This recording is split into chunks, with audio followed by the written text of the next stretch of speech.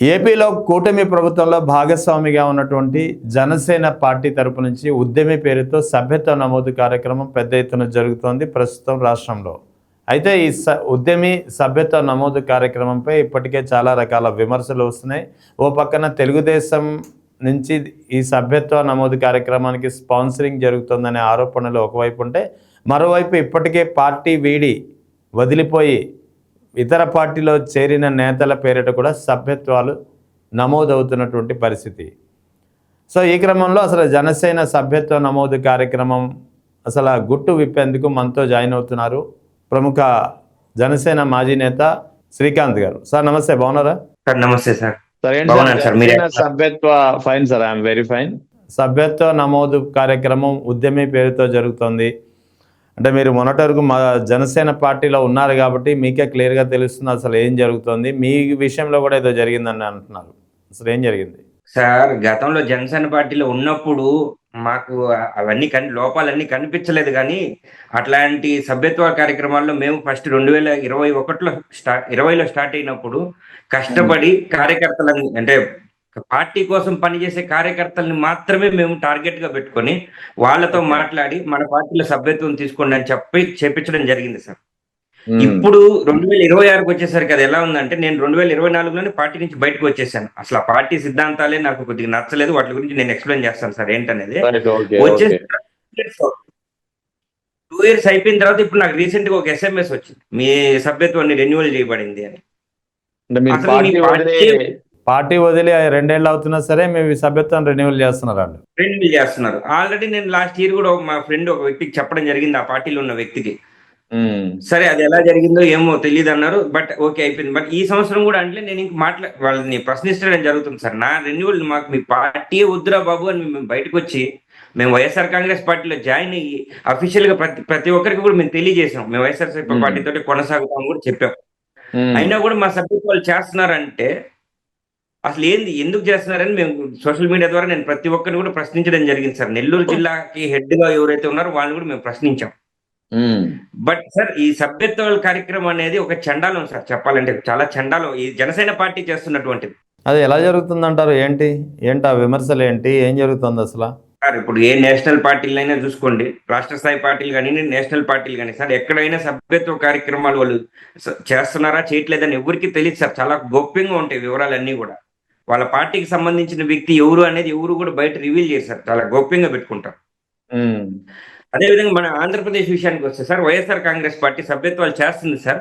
అది ఎవరికి చేస్తుందంటే ఐడెంటిఫై చేస్తుంది, ఎవరైతే మన పార్టీ కోసం కష్టపడుతున్నారు, ఎవరు మన పార్టీని ప్రజల్లోకి తీసుకెళ్తున్నారు అనే వాళ్ళని ఐడెంటిఫై చేసి పార్టీ వాళ్ళకి ఫ్రీగా సభ్యత్వం చేస్తుంది సార్. దాన్ని ఎటువంటి ఒక సింగిల్ ఎంపీ కూడా వాళ్ళ దగ్గర తీసుకోరు, ఫ్రీ ఆఫ్ కాస్ట్ అది. అదేవిధంగా తెలుగుదేశం పార్టీ దగ్గరికి వచ్చేసరికి 100 రూపాయలు వసూలు చేస్తారు. అది 2 సంవత్సరాలకి ఒక సభ్యత్వం తీసుకున్న వ్యక్తికి వాళ్ళు గ్యారంటీగా ఉంటారు, యాక్సిడెంటల్ డెత్ ఆర్ ఇంజూర్. ఇంక జనసేన విషయానికి వస్తే ప్రతి సంవత్సరం 500 రూపాయలు వీళ్ళు వసూలు చేస్తున్నారు, ప్రతి 500 రూపాయలు ఇక్కడ ఫ్రీ ఆఫ్ కాస్ట్. ఇంకో పార్టీ 100 రూపాయలు, వీళ్ళు దాదాపు 5 రెట్లు పెంచేసి 500 రూపాయలు వీళ్ళు వసూలు చేస్తున్నారు సార్. ఇది దోపిడీ సార్. దీన్ని యాక్చువల్ గా దోపిడీ అన్నారు. 500 రూపాయలు మళ్ళీ ఎలా ఉంటుందంటే ఒక్కొక్క వ్యక్తికి టార్గెట్లు ఇస్తారు సార్. అంటే పార్టీని బలోపేతం చేయడానికి పార్టీ టార్గెట్లు ఇవ్వరు ఇక్కడ. ఒక పార్టీని బలంగా ప్రజల్లోకి తీసుకెళ్ళండి, పవన్ కళ్యాణ్ గారు ఇది చేస్తారు, పవన్ కళ్యాణ్ గారు వస్తే మీకు మంచి చేస్తారు అనేది విధాలు ఎక్కడ ఉండవు సార్. వాళ్ళ టార్గెట్ ఏంటంటే ఇప్పుడు సభ్యత్వాలు దండుకోవాలిగా టార్గెట్. ఎందుకు సార్ రెన్యువల్ టైం మీద ఫస్ట్ ఒక 10 రోజులు అన్నారు, 10 రోజులు మన సభ్యత్వ కార్యక్రమాలు అన్నారు. మళ్ళీ దాన్ని ఇంకొక 5 రోజులు పెంచారు. అట్లా ఒక నెల రోజులు చేసుకుంటారు. లాస్ట్ మంత్ 24th ఏమో స్టార్ట్ చేశారు, మళ్ళీ ఈ మంత్ 26th మేబీ స్టార్ట్ చేశారు, ఈ మంత్ 24th వరకు పొడిగిచ్చారు. ఎందుకు సార్ 500 రూపాయలు ఎందుకు వసూలు చేస్తున్నారు? దాదాపు వాళ్ళ టార్గెట్ 15 లక్షల సభ్యత్వాలు. 15 లక్షల సభ్యత్వాలు అంటే దాదాపు 60 కోట్ల పైచీలకు డబ్బుని వసూలు చేయడమే వాళ్ళ టార్గెట్ గా పెట్టుకున్నారు సార్. అది నిజానికి వాళ్ళు ఇన్సూరెన్స్ కంపెనీ కడుతున్నారో కట్టడం లేదో అది కూడా తెలియదు ఊరికి. ఈ విధంగా దోపిడీ జనసేన పార్టీ చేస్తుంది సార్. అదే సభ్యత్వం అది కూడా 1 year ఇస్తారు. ఇంతకుముందు యాక్సిడెంటల్ డెత్ ప్లస్ ఇంజూర్డ్ మాత్రం ఇచ్చేవాళ్ళు. ఇప్పుడేదో కొత్తగా దాంట్లో ఒక జనరల్ డెత్ కూడా ఇస్తామని చెప్పి అది ఒక యాడ్ చేసినట్టున్నారు. అంటే ఎవరు సభ్యత్వాలు తీసుకోవడానికి ఇంట్రెస్ట్ గా లేరు సార్ అక్కడ. వాళ్ళు దాదాపు లాస్ట్ ఇయర్ అయినటువంటి 8 లక్షల మంది రెన్యువల్స్ చేయించుకోవడానికి ఇంట్రెస్ట్ గా లేరు. వాళ్ళ పార్టీలో ఉంటున్నారు. అందరికీ దాని మీద ఒక తీవ్ర వ్యతిరేకత వచ్చేసింది లోపల. బయట మింగలేక కక్కలేక పార్టీలో బతుకుతున్నారు. కానీ ఎందుకు తీసుకోవట్లేదు సభ్యత్వం నమోదు సభ్యత్వాలు జనసేనలో? ఆ పార్టీ అధికారంలో కూడా ఉంది కదా. ఆ అధికారంలో ఉన్నా కూడా ఒక విషయం, చిన్న విషయం సార్, 2014 పార్టీ ఆవిర్భావ సభలో పవన్ కళ్యాణ్ గారి మాట్లాడినటువంటి మాటలు ఈ రోజు కూడా సోషల్ మీడియాలో మనందరం వింటూనే ఉంటాం. ఆరంతా గతుకులు, చేతిలో దీపం లేదనేటువంటి మాటలు, నేను ఒక కమ్యూనిస్ట్ భావజాలం గల వ్యక్తిని, తర్వాత నేను కమ్యూనిస్ట్ నేను మావోయిస్ట్ లో చేరాలనుకున్నాను, నేను మతాలన్నింటినీ మత సామరస్యం తీసుకొస్తాను, అదేవిధంగా కులాలన్నింటినీ కలిపేస్తాను అని 2014 ఇనాగ్రేషన్ స్పీచ్ ఏదైతే మాట్లాడారో ఆ రోజు యువతకి మొత్తం గూస్ బంప్స్. పవన్ కళ్యాణ్ లాంటి వ్యక్తి రాజకీయాల్లో ఉండాలని కోరుకున్నారు. వాళ్ళలో మేము ఒకరు. బట్ ఈ రోజు ఆయన జర్నీ చూస్తే ఆ రోజు మాట్లాడినటువంటి స్పీచ్ కి 2019కే మారిపోయింది, 5 ఏళ్ళకి మారిపోయింది. 2019 నుంచి 2024కి వచ్చేసరికి ఇంకా టోటల్ చేంజ్. ఈ రోజు సనాతన హిందూ అంటున్నాడు. కులాలు, మీరు కాపులంతా ఐక్యమై నన్ను ముఖ్యమంత్రిని చేయండి ఎలక్షన్ ముందు అడిగారు. మీరు అందరూ చూసే ఉంటారు అటువంటి విషయాలు. ఆ రోజు తీసుకున్న స్టాండ్ ప్రతి 5 సంవత్సరాలకి అతను స్టాండ్ మారిపోతుంది. వాస్తవానికి ఒక మాట చెప్తున్నాను సార్, ఇక్కడ ప్రతి ఒక్కరూ నన్ను చాలా మంది అంటున్నారు, నువ్వు పార్టీ మారావు, నువ్వు పార్టీ మారావు, నువ్వు పార్టీ. యాక్చువల్ గా నేను కాదు సార్ పార్టీ మారింది. పవన్ కళ్యాణ్ అనే వ్యక్తి ప్రతి 5 సంవత్సరాలకు ఒక పార్టీ మారుతాడు సార్. ప్రతి 5 సంవత్సరాలకు ఒక పార్టీ మారుతాడు. 2014 ఒక పార్టీ ఉండింది, ఆయన 2019కి వచ్చేసరికి ఇంకొక పార్టీలో ఉన్నాడు, 2024కి వచ్చి ఇంకో పార్టీలో. అంటే ఆయన పార్టీ ఉంటది, ఆయన ఇంకొక తెలుగుదేశం బీజేపీతో ప్రయాణం అంటాడు, తర్వాత మాయావతిని తీసుకొచ్చి బీఎస్పీతో ప్రయాణం అంటాడు, సిపిఐ సిపిఎంలతో అంటాడు, తర్వాత మళ్ళీ 2024 వచ్చి నేను తప్పు చేశాను మళ్ళీ తెలుగు. అట్లా పార్టీలు మారే వ్యక్తి ఎవరంటే పవన్ కళ్యాణ్ సార్ మెయిన్ గా. పార్టీలో ఉండేటువంటి కార్యకర్తలు చాలా మంది ఎందుకు పార్టీ మీద వ్యతిరేకంగా ఎందుకు రెన్యువల్స్ తీసుకోవట్లేదని నేను చెప్తాను సార్. ఎంతో ₹1 దగ్గర నుంచి వాళ్ళ స్థాయికి తగ్గట్టు ₹1 దగ్గర నుంచి దాదాపు 40 కోట్ల రూపాయల వరకు ఖర్చు పెట్టిన కార్యకర్త ఉన్నారు సార్ జనసేన.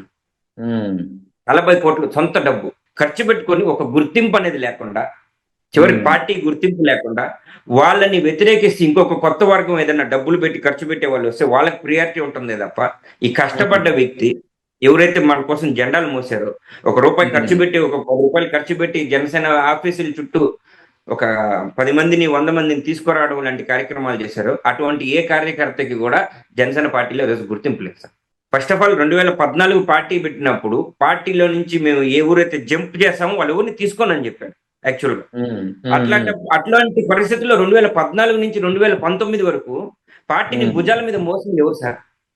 అవును, 5 సంవత్సరాల పాటు ఎవరు మోసారు సార్? పార్టీ ఏమైనా ఫండ్ ఇచ్చిందా? ఒక్కొక్క నియోజకవర్గానికి ఏమన్నా ప్రతి సంవత్సరానికి అట్లీస్ట్ ఒక ₹10 లక్షలు పంపించిందా? అటువంటిది ఎక్కడా జరగలేదు.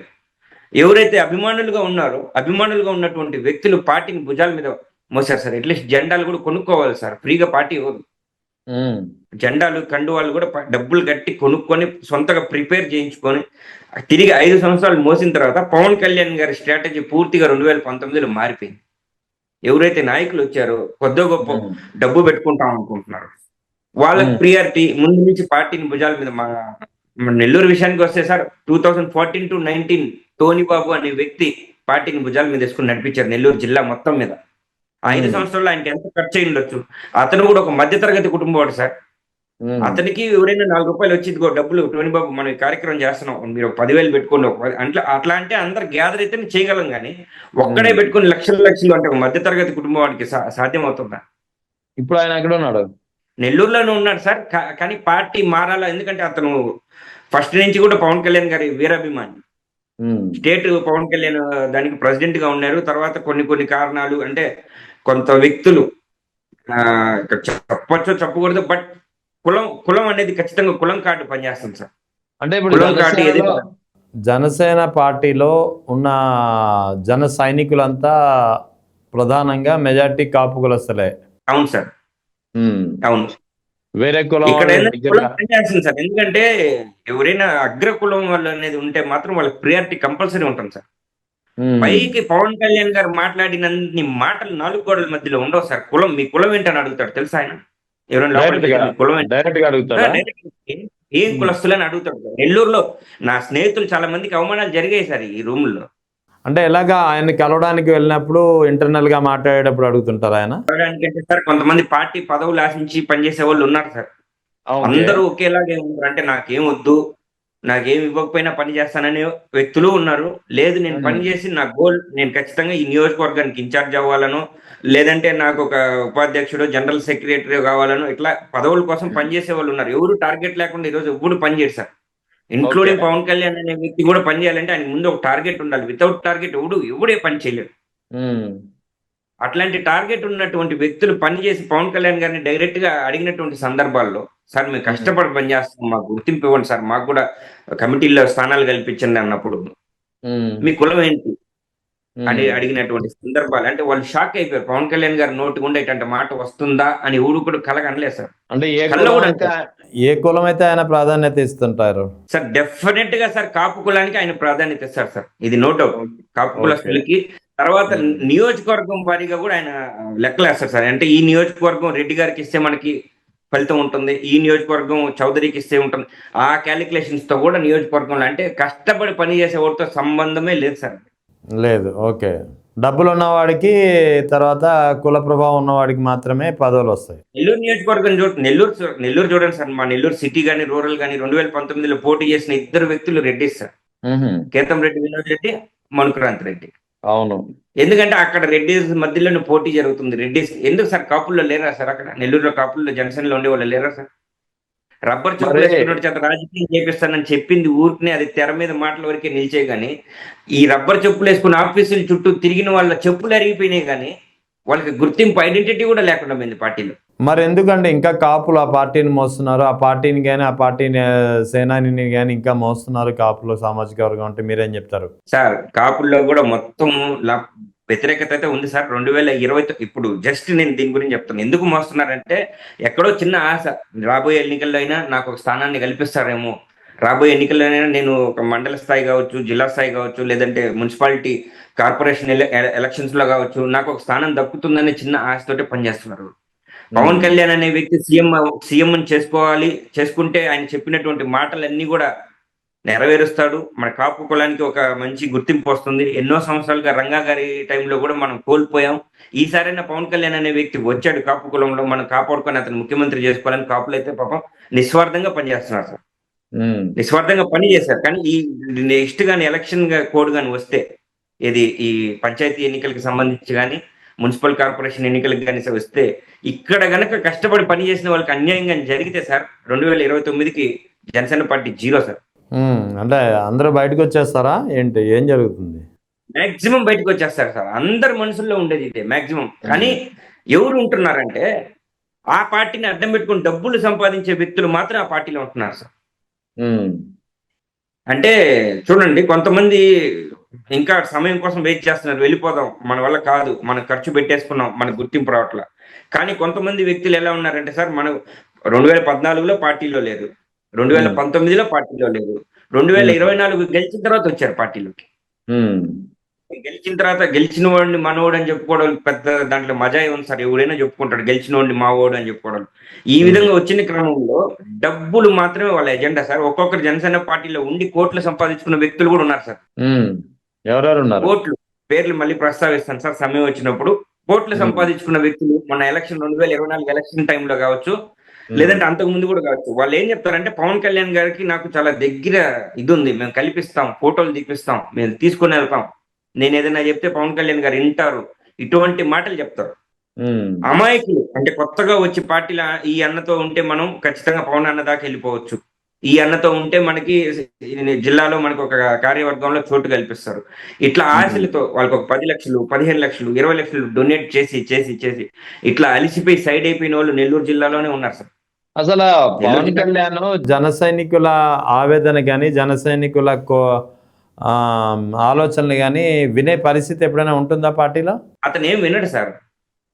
అతను డైరెక్ట్ గా మీటింగ్లు పెట్టి మాత్రం అంటాడు, పవన్ కళ్యాణ్ తప్పు చేస్తే నా కాలరైనా పట్టుకొని మీరు అడిగే చట్టాలు తీసుకొస్తానని అంటాడు తప్ప ఆయన్ని ప్రశ్నించాలి, మనం ఒక సమస్య చెప్పుకోవాలి, అన్న ఇది జరిగిందని చెప్పుకోవాలంటే అది మాక్సిమం అది అవ్వదు సార్. అక్కడ దాకా ఎవరు రీచ్ అవ్వలేరు, పోలేరు. ఒకవేళ పోయి వెళ్ళి చెప్పినా కూడా, నిన్నగాక మొన్న మీరు ఒకటి చూసుంటారు సార్, ఈ ఎక్కడో ఈ ట్రైబల్ ఏరియాలో పోయి ఎవరు అన్నా నేను పవన్ అన్న నేను మీ నాయకుడు, మీ పార్టీ నాయకుడిని అని అంటే కూడా అంటే ఒక ఏదో నేను నడిచి వచ్చానంటే నేను నడిచి వచ్చాను అంటున్నాడు. ముందు అతను చెప్పే అవును. సమస్య ఏంటో విన్నా అది కొంచెం వైరల్ అయింది అది ఆ వీడియో. ఎగ్జాక్ట్లీ. ఆ విధంగా దూరంగా ఉంటారు సార్. వినడు సార్. ఎక్కడ ఒక 2 నిమిషాలు వాళ్ళు క్లుప్తంగా వాళ్ళు ఏం చెప్తున్నారో ఆ సమస్య ఏంటనేది వినే పరిస్థితి ఉండదు. ఆయన కేవలం తెలుగుదేశం పార్టీ అధినేత చంద్రబాబు నాయుడు గారి కీలుబొమ్మ. ఆయన ఏం చెప్తే అదే వినాలా, ఆయన ఏం చెప్తే అదే ఆచరించాలి. అందుకేనా మరో 15 ఏళ్ళు చంద్రబాబు సీఎం కావాలని పవన్ కళ్యాణ్ పదే చెప్తున్నారు? ఇంకో 15 ఏళ్ళు అంటే సార్ జనసేన పార్టీ మొత్తం తాళాలు వేసుకోవడమే సార్. మొత్తం ఏమి ఉండదు ఇంకా. ఆయన చెప్పిన 15 ఏళ్ళ స్టేట్మెంట్ నాకు తెలిసి మాక్సిమం 2029కే మోర్ దెన్ 60% ఖాళీ అవుతుంది. ఇప్పుడు ఉండే వ్యక్తుల్లో కూడా ఎవరు ఉండేటువంటి పరిస్థితులు లేవు. ఇప్పుడు మీరు ఆయన ఒక్కడే చెప్తున్నారు. చేస్తాడు సార్. చెప్పండి. ఆయన ఒక్కడే ఆ 15 ఏళ్ల జర్నీ అనేది ఇప్పుడు ఎట్లా 2 ఇయర్స్ అయిపోయింది కాబట్టి ఇంకా రానుండే 13 ఏళ్ల జర్నీ ఆయన ఒక్కడే చేస్తాడు ఆ పార్టీ.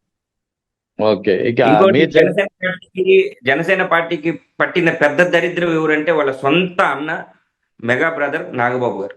ఏంటండి అంత పెద్ద మాట అనేసారు? లేదు సార్, ఆ పార్టీ నాశనం అయిపోవడానికి అతనికి సంబంధం ఏంటి సార్? పార్టీకి అతనికి సంబంధం ఏంటి? 2014 ఇనాగ్రేషన్ పార్టీ పెట్టిన రోజు ఏమైనా పార్టీలోకి వచ్చారా? పార్టీని సమర్థించి ఈ పార్టీ కోసం పనిచేయండి అని ఏమైనా ఆదేశాలు ఇచ్చారా? మా తమ్ముడితో నేను నిలబడతానని ఏమైనా స్టేట్మెంట్ ఇచ్చారా? వాళ్ళందరూ కూడా అరగుట్లో చిరంజీవి గారు కాంగ్రెస్ పార్టీలో ఉన్నారు కాబట్టి ఆ పార్టీతో ప్రయాణం చేసి ఆ పార్టీ పూర్తిగా నిర్వీర్యం అయిపోయిన తర్వాత 2018లో వీళ్ళు చిరంజీవి యువత అనేది 2018 తర్వాత రావడం జరిగింది సార్ అన్ని జిల్లాల్లో. వాళ్ళు రావడం ఏంటంటే నాగబాబు మాకు తెలుసు కాబట్టి వాళ్ళకి ప్రాధాన్యత ఇవ్వమని ప్రతి జిల్లాలో ఫోర్స్ చేయడం జరిగింది. అంటే 4 సంవత్సరాలు కష్టపడ్డ వ్యక్తుల గురించి నెల్లూరు జిల్లా టోనీబాబు ఇందాక మీకు చెప్పాను కదా సార్. ఆ టోనీబాబు అనే వ్యక్తి ఎలా కనుమరుగైపోయాడు? ఈ చిరంజీవి యువత వచ్చిన తర్వాత అతను కనుమరుగైపోయాడు. అతని కార్యక్రమాలు అతను చేసుకుంటూ వెళ్ళే క్రమంలో వీళ్ళు వచ్చి ఎంటర్ అయిన తర్వాత వీళ్ళు పదవులు ఆశించడం, వీళ్ళు అతని గురించి తప్పుగా మొత్తం అబద్ధాలు చెప్పుకుంటా వెళ్ళిపోవడం.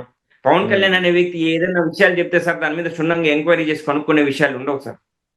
అది బయటకి కొన్ని విషయాల్లో మాత్రం ఇటీవల కాలంలో అతని మీద ఎంక్వైరీ చేస్తాం, అతని మీద కనుక్కుంటాం అని చెప్పారు తప్ప అంతకుముందు నిజంగా నీ అభిమాని, నీ పార్టీ కార్యకర్త అతనికి ఒక ఏదో అన్యాయం జరిగింది అని అతను వచ్చినా కూడా అతనికంటే ముందు ఒక అబద్ధం చెప్పిన వ్యక్తి ఉంటాడు, అదే నమ్ముతాడు తప్ప ఇతను ఎంత మొరబెట్టుకున్నా వినే పరిస్థితులు. ఇది సార్ ఆ పార్టీలో జరిగేది. నాగబాబు మీద కూడా స్టేట్మెంట్ ఎందుకు ఇచ్చానంటే సార్ ఈ చిరంజీవి యువతకు సంబంధం లేని చిరంజీవి యువతకు ఏం సంబంధం సార్ జనసేన పార్టీలో? వాళ్ళు సినిమాలు వస్తే టికెట్లు అమ్ముకోవడం, ఆ టికెట్లన్నీ పోగు చేసి పెట్టుకోవడం, ఆ థియేటర్లకు సంబంధించి ఒక 12,000 నుంచి 15,000 20,000 టికెట్లు గ్యాదర్ చేసి పెట్టుకోవడం, దానికి ఒక 20 రూపాయలు జోడించి ఆ టికెట్లు అమ్ముకోవడం, అది వాళ్ళ కార్యక్రమం. అటువంటి వ్యక్తులను తీసుకొచ్చి పార్టీలో వీళ్ళు నాయకులు అని చెప్తా ఉంటే అసలు వినడానికి కూడా చాలా అసహ్యంగా ఉంది సార్. నాయకులకి కార్యకర్తలకి చాలా తేడా ఉంది. అదే విధంగా అభిమానులకి కార్యకర్తలకి తేడా ఉంది. నాగబాబు అభిమానుల్ని తీసుకొచ్చి వాళ్ళ నాయకులు అన్నాడు. వాళ్ళు బ్లాక్ లో టికెట్లు 20 రూపాయలు ఎక్కువ పెట్టి అమ్ముకునే వాళ్ళకి నాయకత్వం లక్షణాలు ఎక్కడి నుంచి వస్తాయి సార్? అంటే బ్లాక్ టికెట్లు అమ్ముకునేవాళ్ళు అంతే. వాళ్ళకి బ్లాక్ లో టికెట్లు 20 రూపాయలు ఎక్స్ట్రా పెట్టి చిరంజీవిత పేరుతో అమ్ముతూనే ఉన్నారు. అది ఇప్పటికీ కొనసాగుతూనే ఉంది ఆ సంప్రదాయం. వాళ్ళని తీసుకొచ్చి నాయకులు అంటే వాళ్ళకి నాయకత్వ లక్షణాలు ఎక్కడి నుంచి వస్తాయి? అట్లాంటి వాళ్ళు ఏం చేస్తారంటే నిజంగా కష్టపడి పనిచేసేవాడు నిజంగా పవన్ కళ్యాణ్ గారి స్థాయికి వెళ్ళిపోతాడేమో అని వాడిని నెట్టుకుంటూ వెళ్ళిపోతాడు. ఇంకొక విషయం పూర్తిగా చెప్తున్నాను సార్, నా గురించి చెప్తున్నాను. నేను 2014 నుంచి పార్టీ నుంచి ఎందుకు బయటకు వస్తారు అసలు? అదే సార్ అదే కంటిన్యూ చేస్తాను. 2014 పార్టీ పెట్టినప్పుడు ఈ సౌదీ అరేబియాలోనే ఉంటూ మా అన్న పవన్ కళ్యాణ్ పార్టీ పెట్టాడు, మా అన్న అని చెప్పుకుంటూ పార్టీ కార్యక్రమాలకు ఏదైనా అవసరమైనప్పుడు నా వంతు సహాయాన్ని చేస్తూ, నేను ఇండియాకి వెళ్ళినప్పుడు అక్కడ డైరెక్ట్ గా పాల్గొంటూ, అక్కడ నెల్లూరు టు హైదరాబాద్ ట్రావెల్ ఏదన్నా మనం వెళ్ళాలి రావాలన్నప్పుడు ఆ ట్రావెల్కి సంబంధించిన ఖర్చులన్నీ పెట్టుకుంటూ అలా ముందుకు పోతున్నటువంటి క్రమంలో 2018-19 నుంచి మనం కూడా సోషల్ మీడియాలో పవన్ కళ్యాణ్ గారి గురించి మాట్లాడాలి అనుకుని మాట్లాడడం జరిగింది సార్. ఆయనకి ఎవరైనా కౌంటర్లు ఇస్తే వాళ్ళకి అది ఎంత పెద్ద నాయకుడో మన స్థాయి కూడా ఆలోచించుకోకుండా, రేపు ఏదైనా జరిగితే నా ప్రాణం పోతే నా కుటుంబం పరిస్థితి ఏంటని కూడా ఆలోచించుకోకుండా కేవలం పవన్ కళ్యాణ్ గారి మీద ఉండే అభిమానంతో జగన్మోహన్ రెడ్డి గారు లాంటి వాళ్ళు, లేదంటే జోగి రమేష్ గారు, వెల్లంపల్లి శ్రీనివాస్ గారు, పెద్ద అనిల్ కుమార్ యాదవ్ గారు, ఇట్లాంటి వాళ్ళ నాయకుల మీద కూడా మేము వీడియోలు పెట్టడం జరిగింది సార్. డైరెక్ట్ గా నువ్వెంత అంటే ఖబర్దార్ చిటికలేసి మా స్థాయి ఎంత సార్? ఎవరి కోసం పెట్టేవారు?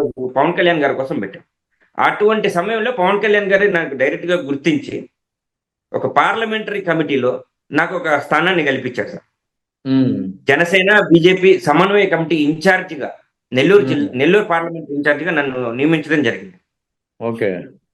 అప్పుడు మాకు కలిగిన ఫీలింగ్ ఏంటంటే, పవన్ కళ్యాణ్ గారు రబ్బర్ చెప్పులు వేసుకున్నట్టు చేత రాజకీయం చేపిస్తానన్నమాట వాస్తవమే. నేను ఎక్కడో గల్ఫ్ దేశాల్లో పనిచేసుకునే నాకు ఒక పార్లమెంటరీ స్థానం కల్పించాడు, ఒక నాయకుడికి స్థానాన్ని కల్పించాడు అని చెప్పి ఇక్కడ ఏం ఆలోచించకుండా సంతోషపడి ఆ నెక్స్ట్ డే ఒక మీటింగ్ కండక్ట్ చేస్తా ఉన్నారు సార్ హైదరాబాద్.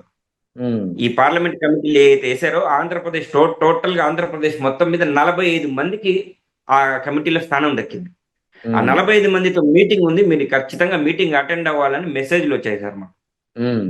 ఆ క్రమంలో నేను ఫోన్ చేశాను ఎవరికి, మా కమిటీ హెడ్ అయినటువంటి పసుపులేటి హరిప్రసాద్ గారు తిరుపతి, ఆయన ఫోన్ చేశాను. నేను ఆయనతో అన్నటువంటి రెక్కాడితే గానీ డొక్కాడని కుటుంబం నాది, ఇక్కడ పని చేసుకోవాలి, ఇంటిని చూసుకోవాలి. ఇప్పుడు నేను ఇండియాకి వచ్చి వెళ్ళి దగ్గర 3 నెలలు అవుతుంది, నాకు వెకేషన్ హాలిడేస్ ఇవ్వరు సార్ అంటే ఆయన ఏమన్నారంటే, లేదు Srikanth, first impression is the good impression, నువ్వు మీటింగ్కి రా.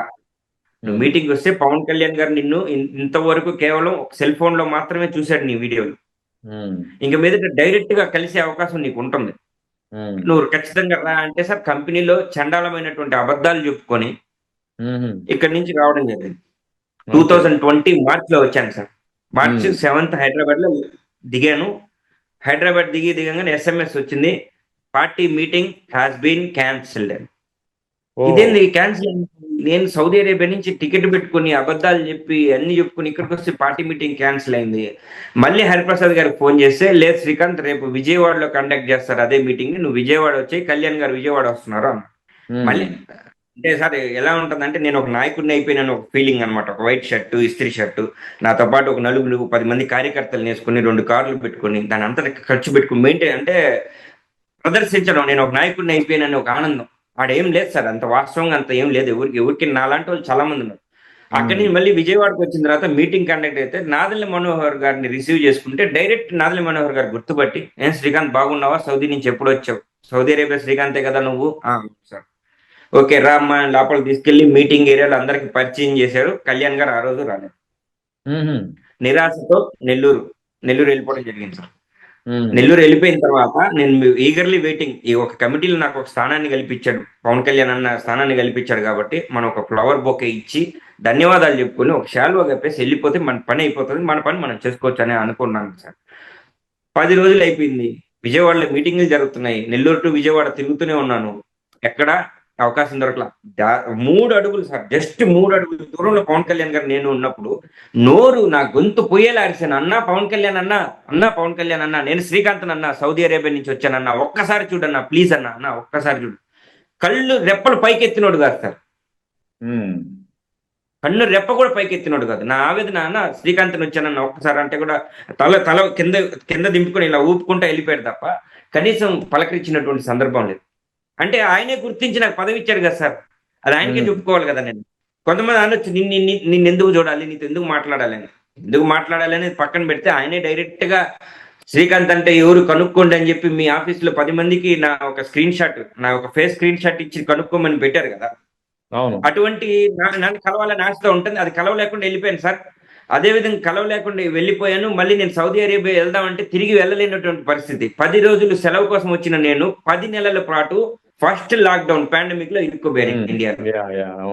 ఇంకా నా కుటుంబం పరిస్థితి ఏంటి సార్, నాకు ప్రతి నెల ఈఎంఐ తోటి ఇంటి ఖర్చు, నా కొడుకు ఆరోగ్య పరిస్థితి బాగుండదు సార్, నాకు ప్రతి నెల 50,000 రూపాయలు ఖర్చు అవుతుంది, ఇంటి బాడుగులు కానీ నా కొడుకు ఆరోగ్యానికి మెడిసిన్స్ కానివ్వండి, ఈఎంఐలు కానివ్వండి.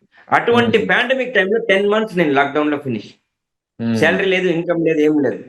మళ్ళీ ఎవ్రీ మంత్ ఫైనాన్స్ అప్పు తెచ్చుకోవడం ఇలా 10 నెలలు అప్పు తెచ్చుకొని ఇల్లు గడిపి మళ్ళీ వయా దుబాయ్లో 1 month స్టే చేసి దానికి వీసా ఖర్చులు, అక్కడ హోటల్ ఖర్చులు అన్ని పెట్టుకుని మళ్ళీ సౌదీ అరేబియా చేరుకోవడం జరిగింది సార్.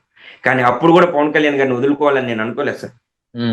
అటువంటి సందర్భాల్లో కూడా ఎంతో మంది ఎవరే ఎందుకురా నీకు, ఎందుకు ఈ దరిద్రం, ఎందుకు వదిలి ఎంత నష్టపోతున్నావు ఆర్థికంగా, ముందు నీ కొడుకు ఆరోగ్యం చూసుకోరా, నువ్వు ప్రతి రూపాయి అక్కడెక్కడికి పడుతున్నావు. కొంతమందికి చారిటీలు చేశాను సార్, నేను జనసేన పార్టీలో చారిటీలు చేసి డబ్బులు కలెక్ట్ చేసి వాళ్ళకి ఇవ్వడం చేశాను, క్యాన్సర్ పేషెంట్లకి అట్లా, కొంతమంది స్పోర్ట్స్ వాళ్ళకి అట్లా అంట చేసినప్పుడు చాలా మంది, నీ కొడుకు ఆరోగ్యం నువ్వు చూసుకోవట్లేదురా, నువ్వు ఎక్కడో బయట వాళ్ళ ఆరోగ్యాల గురించి నువ్వు చూస్తున్నావు, నీ కొడుకు పరిస్థితి ఎట్లా ఉంది, సిచ్యువేషన్ తెలుసా నీకు అని తిట్టడం కూడా జరిగింది. మా బాబాయిలు, మా మేనమామలు అందరూ కూడా అవి కూడా పట్టించుకోకుండా పార్టీ పార్టీ పార్టీ అని పరిగెత్తాను. బట్ 2021లో నా హెల్త్ కండిషన్ బాగా లేకుండా ఇండియాకి వచ్చేసాను సార్.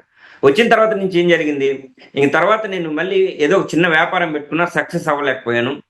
ఆర్థికంగా దెబ్బ పడిపోయింది. అప్పులు వడ్డీలు పెరిగిపోతున్నటువంటి సమయంలో నా బిడ్డని కాపాడుకోవాలి. నా పరిస్థితి అంటే ఓకే తీసేయి, నేను ఎలా అయినా సర్వే అవ్వగలను, నా భార్యని బిడ్డల్ని అందరిని చూసుకోగలను అనుకున్నటువంటి సమయంలో నేను సర్వే అవుతాను అనుకున్నాను. బట్ ఆ పిల్లవాడి హెల్త్ కండిషన్స్ దృష్టిలో పెట్టుకొని నెల్లూరు అజయ్ బాబు ఎవరైతే ఉన్నారో సార్, వేములపాటి అజయ్ బాబు అనే దగ్గర నేను ఈ ప్రపోజల్ పెట్టాను సార్. 2-3 టైమ్స్ పెట్టాను. అన్నా నా కొడుకు ఆరోగ్య పరిస్థితి బాగలేదు, నేను పార్టీ కోసం తిరుగుతున్నాను, నేనంటే పవన్ కళ్యాణ్ గారికి ఐడెంటిఫై ఉంది కదా, ఒక్కసారి శ్రీకాంత్ మాట్లాడతాడంట, నాకేం ఫోటో కూడా వద్దన్న, ఫోటో ఇస్తే సోషల్ మీడియాలో పెట్టుకోవడం అది ఒక పెద్ద, చాలా మంది గ్రేట్ అచీవ్మెంట్, నాకు అది అచీవ్మెంట్ కూడా కాదు, నా పిల్లవాడిని కాపాడుకోవడం నాకు ఆ రోజు ముఖ్యంగా అనిపించింది. పెట్టినప్పుడు దాని మీద అతను ఎటువంటి రెస్పాండ్ లేదు సార్. అతనికి డైరెక్ట్ యాక్సెస్ ఉంది, పవన్ కళ్యాణ్ గారి దగ్గరికి వెళ్తున్నారు వస్తున్నారు అంటే స్టార్టింగ్ లో, ఇప్పుడైతే ఉండదేమో, స్టార్టింగ్ లో ఉండింది ఆ యాక్సెస్, వెళ్తున్నారు వస్తున్నారు కాబట్టి ఆయన్ని 2 సార్లు అడగడం జరిగింది. అనే ఒకసారి 2 సార్లు మాకు ఇప్పించాను. నా కొడుకు విషయంలో సార్, అది మంగళగిరి పార్టీ ఆఫీసులో కూర్చొని నాగబాబు గారు ఉన్నారు ఆ రూమ్ లో, అదే రూమ్ లో అజయ్ బాబు గారు ఉన్నారు, నేను లోపల ఇంక వెనక బ్యాక్ సైడ్ పవన్ కళ్యాణ్ గారు ఫ్రీగా ఉన్నారు, ఢిల్లీ నుంచి వచ్చి ఆ రోజు ఎటువంటి అపాయింట్మెంట్లు కూడా లేవు, అతనికి ఖాళీగా ఉన్నారు.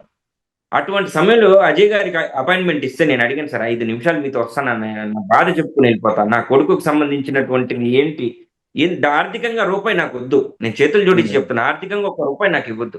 కళ్యాణ్ గారు ఒక మీటింగ్ పెట్టి పిలుపునిస్తే కనీసం 100 మంది డాక్టర్లు ముందుకు వస్తారు. అది న్యూరోకి సంబంధించినటువంటి సమస్య. ఆ న్యూరో సమస్య నాకు పిల్లలకి ట్రీట్మెంట్ ఫ్రీగా ఇస్తే సార్ నేను మీకు రుణం మర్చిపోలేనా అంటే, అవన్నీ ఇప్పుడు కాదయ్యా, ఏంది ఇప్పుడు మాట్లాడతారు మీరు, అవన్నీ ఆశించి పార్టీలో పనిచేస్తారా మీరు, ఇవన్నీ ఇప్పుడు కాదు, ఎలక్షన్ తర్వాత మాట్లాడాలి, అవన్నీ ఇప్పుడు మాట్లాడు, ఫ్రీగా ఉన్నాడు కదా సార్ అన్నయ్య పవన్ కళ్యాణ్ గారు, ఫ్రీగా ఉన్నాడు సార్, 2 నిమిషాలు మాట్లాడు అంటే కసురుకుని పంపించేసినటువంటిది ఒకటి జరిగింది సార్ మంగళగిరిలో. ఆ రోజు చాలా బాధేసింది, నా బిడ్డ కోసం నేను అడిగితే వీళ్ళు ఏం చేయట్లేదు, ఈ పార్టీ కోసం నేను 10 సంవత్సరాలుగా కష్టపడుతుంటే చివరికి ఒక ముఖం కూడా చిట్లించుకొని చెప్పినటువంటి సమాధానం. అక్కడి నుంచి బయటకు వచ్చేసిన తర్వాత నెల్లూరు మీటింగ్ కండక్ట్ చేశారు సార్. మీటింగ్ సో నిజానిజాలు ఎంత ఉన్నాయని కనుక్కొని లెవెల్కి వెళ్తాను. అమ్మాయి జనసేన పార్టీ అధికార ప్రతినిధి రాయపాటి అరుణ అని, ఆ అమ్మాయికి సంబంధించినటువంటి ఒక విషయం ఒంగోలులో జరిగితే దాని మీద క్లుప్తంగా నాకు తెలిసిన ప్రతి ఒక్కరి దగ్గర ఫోన్ చేసి కనుక్కొని దాని డీటెయిల్స్ నేను ఫేస్బుక్ లో లైవ్ ద్వారా చెప్పడం జరిగింది. ఆ అమ్మాయి 100% తప్పు ఉంది దాంట్లో, రాయపాటి అరుణది తప్పు ఉంటే చెప్పడం జరిగింది. ఆ విషయాన్ని తీసుకొచ్చి నెల్లూరు మీటింగ్ లో 100 మంది ముందు ఈయన ఎలా పడితే అలా మాట్లాడడం జరిగింది. వేములపాటి అజయ్ బాబు స్పెషల్ టార్గెట్ మాత్రం. ఎందుకు టార్గెట్ అంటే సార్, స్వయంగా నేను పవన్ కళ్యాణ్ గారి దాకా ఎదిగాను, పవన్ కళ్యాణ్ గుర్తించి ఒక పదవి ఇచ్చాడు, ఇట్లా కాదు కదా, ఇది కాదు కదా ప్రాసెస్ అంటే మనం చెప్పిన వాళ్ళకి పదవులు ఇవ్వాలి, మనం పేర్లు ఎవరు పెడితే వాళ్ళకి పదవులు ఇవ్వాలి, ఇట్లా సోషల్ మీడియా ద్వారా పదవులు ఎట్టిచ్చేస్తారు పవన్ కళ్యాణ్, వాళ్ళ టార్గెట్ అలా చేయడం, టార్గెట్ చెప్పడం, ఇంకా నేను బై గుడ్ బై, నాకు ఇంతతో ఈ పార్టీకి నాకు వద్దు బాబు, నేను ఇంతతో దండం పెడుతున్నా, నేను వైఎస్ఆర్ కాంగ్రెస్ పార్టీని జగన్మోహన్ రెడ్డి గారిని వీళ్ళంతా ఒక రౌడీగా, ఆయన ఒక రాక్షసుడిగా చూపించారే తప్ప నిజంగా తెలుసుకుంటే సార్ జగన్మోహన్ రెడ్డి గారి పరిపాలన చాలా అద్భుతం. వీళ్ళు చిత్రీకరించారు నవరత్నాలు అని చెప్పి, నవరత్నాలు మాక్సిమం ప్రజలకు ఏమేం చేయాలో, అమ్మఒడి కావచ్చు సార్, లేదంటే పెన్షన్, వృద్ధాప్య. సరే, లాస్ట్ క్వశ్చన్ షార్ట్ గా ముగించండి, టైం కూడా అవుతుంది. ముఖ్యంగా వైఎస్ జగన్, పవన్ కళ్యాణ్ ఇద్దరి యాటిట్యూడ్ లో తేడా ఏంటి సార్? జగన్మోహన్ రెడ్డి గారు యాటిట్యూడ్ లేని పర్సన్ సార్. అతను సాఫ్ట్ గా చెప్పింది మాత్రమే చేస్తాడు, ప్రజలకి ఆలోచిస్తారు సార్. ఇతనిది ఏంటంటే జనాభాలోకి వస్తే ముందు ఊగిపోవాలి, పూనకు వచ్చిన వాళ్ళకి ఊగిపోవాలి, అబద్ధాలు చెప్పాలి. 30,000 మంది ఆడపిల్లలు మిస్సింగ్ అన్నారు సార్. ఇప్పుడు వాళ్ళ పార్టీలో ఉండే నాయకులే పిల్లల్ని నమ్మేశారని చెప్పి ఒక కేసు కైకలూరులో నమోదైంది. మరి అతని మీద ఎందుకు యాక్షన్ తీసుకోవట్లేదు? ఇతను జస్ట్ వచ్చాడంటే ప్రజల్ని చూస్తే ఊగిపోయి మాట్లాడడం తప్ప అతనికి ఉండేది అదొక్కటే, ప్రజల్ని గందరగోళం చేయడం, ప్రజల్ని తప్పుదారి పట్టించడం, ఆయన జగన్మోహన్ రెడ్డి గారి మీద అబద్ధాలు చెప్పడమే ఇతని ఎజెండా. జగన్మోహన్ రెడ్డి గారు అలాగా సార్, ఒక రాజకీయ మహావేత్త కొడుకు ఎలా ఉండాలో, ఎంత హుందాగా ఉండాలో అంత హుందాగానే ప్రవర్తిస్తారు. ఎక్కడ కూడా పవన్ కళ్యాణ్ గారి గురించి ఎక్కడ కూడా ఈ విధంగా ఊగిపోయి మాట్లాడడం మనం ఎప్పుడు కూడా చూసున్నాం. Right sir, thank you. Right sir, thank you.